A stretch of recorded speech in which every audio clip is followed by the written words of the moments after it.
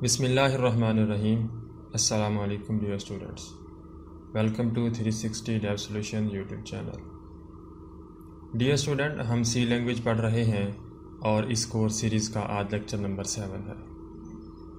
आज के इस लेक्चर में हम देखेंगे कि सी लैंग्वेज के अंदर वेरिएबल क्या होता है, वेरिएबल की डेफिनेशन क्या होती है और वेरिएबल डिक्लेरेशन क्या है। तो चलें आज का लेक्चर शुरू करते हैं।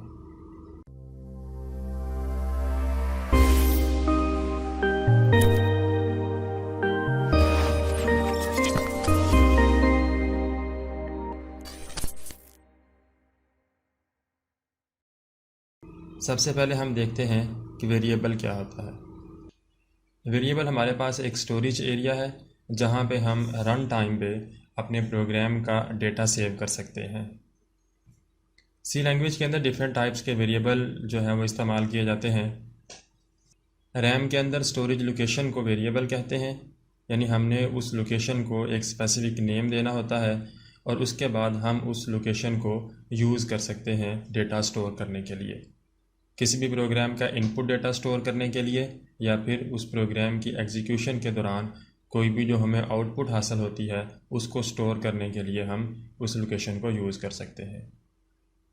एक बात याद रखें, वेरिएबल की जो लोकेशन है ये रैम के अंदर होती है और आपका डेटा उस वक्त तक स्टोर रहता है जब तक आपका प्रोग्राम चल रहा होता है। प्रोग्राम की एग्जीक्यूशन के बाद आप उस वेरिएबल को दोबारा से असेस नहीं कर सकते। सी लैंग्वेज में जो बेसिक टाइप्स इस्तेमाल की जाती हैं वेरिएबल्स के लिए वो हैं करैक्टर, इंट, फ्लोट, डबल और वाइड। अब हम आते हैं वेरिएबल डेफिनेशन की तरफ। A variable definition tells the compiler where and how much storage to create for the variable. A variable definition specify a data type and contains a list of one or more variables of that type as follow। सबसे पहले type आएगी कि किस type का variable है और उसके बाद वेरिएबल लिस्ट आएगी। इसको हम डेव सी प्लस प्लस के अंदर लिख के देखते हैं कि हम किस तरह से इसको प्रैक्टिकली लिखते हैं। इसके लिए डेव सी प्लस प्लस को ओपन करें। ये एक बेसिक सा प्रोग्राम जो हमने पिछले लेक्चर्स के अंदर भी देखा है। अब यहाँ पे मैं कोई एक वेरिएबल डिक्लेयर करना चाहता हूँ।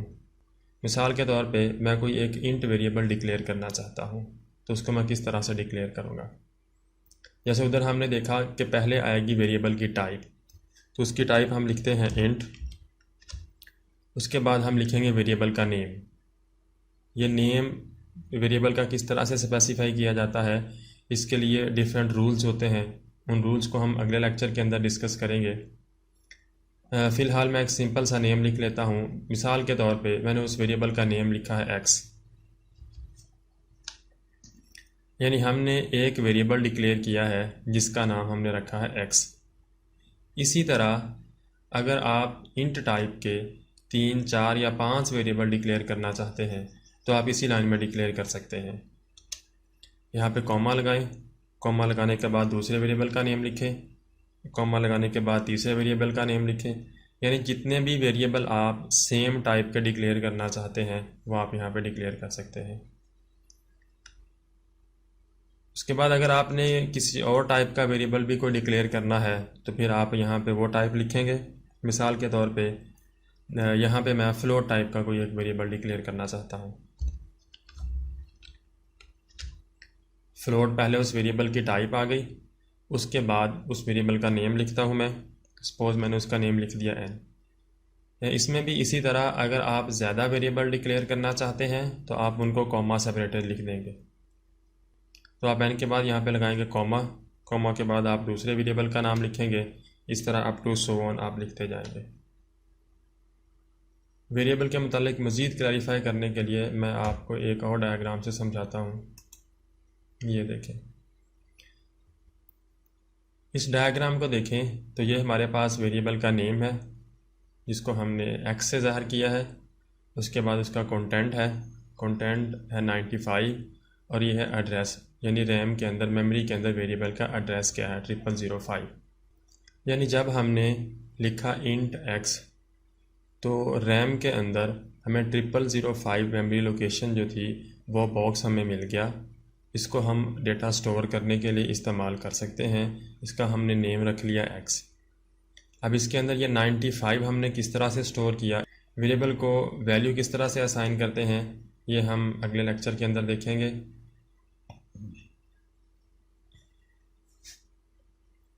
अब मुझे उम्मीद है कि आपको ये चीज़ क्लियर हो चुकी होगी कि वेरिएबल क्या होता है और वेरिएबल को हम डिक्लेयर किस तरह से करते हैं।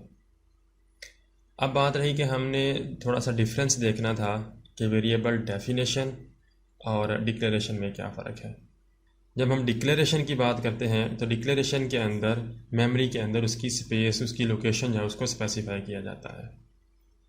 डेटा टाइप से हमें एक और चीज़ का पता चलता है कि ये जो वेरिएबल हम डिक्लेयर कर रहे हैं ये मेमोरी के अंदर कितने बाइट जगह लेगा। मिसाल के तौर पे अगर आप देखें, अगर हम किसी भी वेरिएबल को इंट डिक्लेयर कर रहे हैं, इसका मतलब है ये मेमोरी के अंदर 2 बाइट लेगा। अगर हम फ्लोट डिक्लेयर कर रहे हैं तो ये मेमोरी के अंदर 4 बाइट लेगा।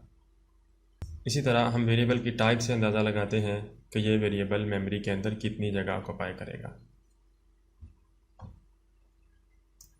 दोबारा वापस हम अपने प्रोग्राम की तरफ आते हैं। इसी तरह आप यहाँ पे किसी भी टाइप का वेरिएबल जो है वो डिक्लेयर कर सकते हैं।